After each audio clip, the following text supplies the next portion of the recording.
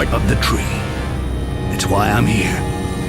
That, at least, I am sure is my own desire. Take possession of this source of infinite power, but also misfortune. It's time to move to the first phase of the plan. Drop your weapon.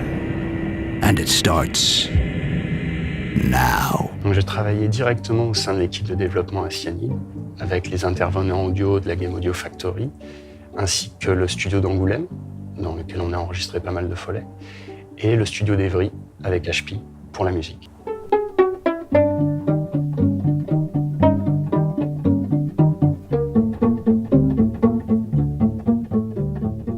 Donc pour Styx, le compositeur HP avait décidé de se focaliser sur un quartet à cordes pour faire écho à la musique de Of Orcs and Men.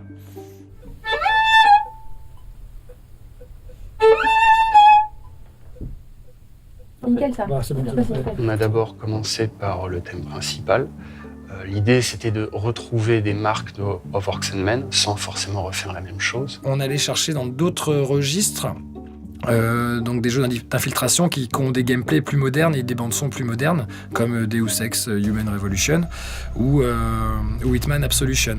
Pour aller dans cet univers-là, et aussi parce que je suis bassiste, j'ai enregistré donc de la basse électrique en plus et des percussions traditionnelles et électroniques. Et du coup, en fait, on part complètement de l'univers de base, mais grâce au Quatuor, on a le lien avec l'ancienne version.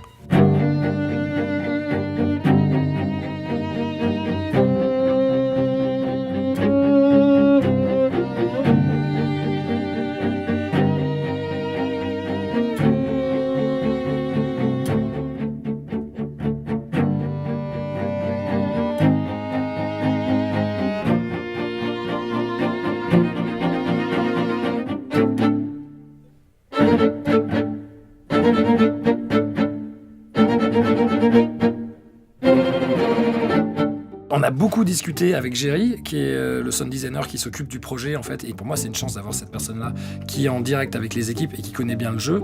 Donc on a bien discuté comment on allait structurer le jeu avant d'enregistrer, avant de composer et tout ça pour vraiment avoir quelque chose de cohérent.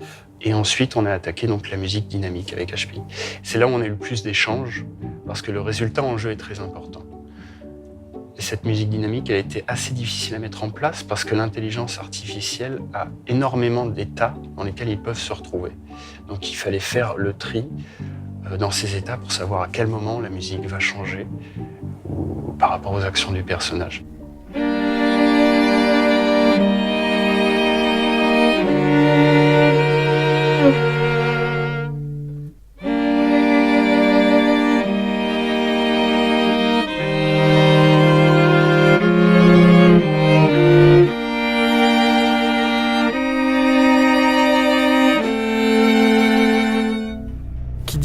Dit musique interactive, donc qui dit écriture découpée.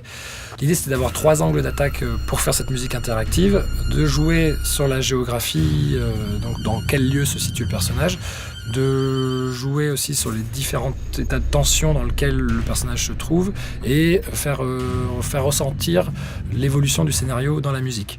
L'histoire, en fait, on a des twists, on a comme dans toutes bonnes histoires. Et donc on voulait avoir des musiques aussi spécifiques en fait pour chaque étape en fait du jeu, quoi. Qu'on sente aussi l'évolution en fait de notre gobelin et aussi en fonction du scénario, quoi. Plus on évolue dans les profondeurs d'Arknash, plus la musique devient sombre. Puisqu'il y a plusieurs étages en fait, on a le haut de la tour en fait qui symbolise l'utopie, qui est assez lumineux, et les profondeurs qui vont être de plus en plus sombres.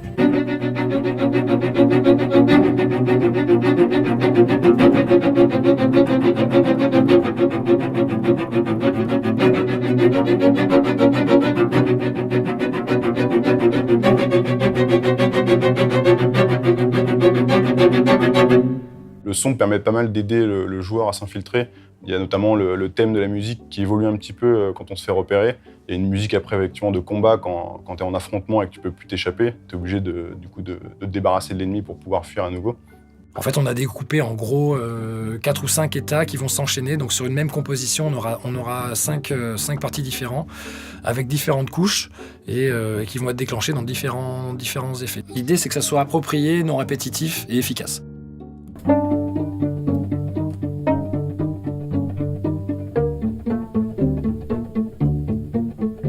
Techniquement, moi, ça m'a demandé de respecter certaines règles harmoniques, respecter toujours des découpes de tempo, respecter une certaine tonalité. Donc j'ai utilisé pas mal de contre-champs et aussi des effets de spécialisation stéréo pour renforcer cette folie, cette schizophrénie du personnage principal.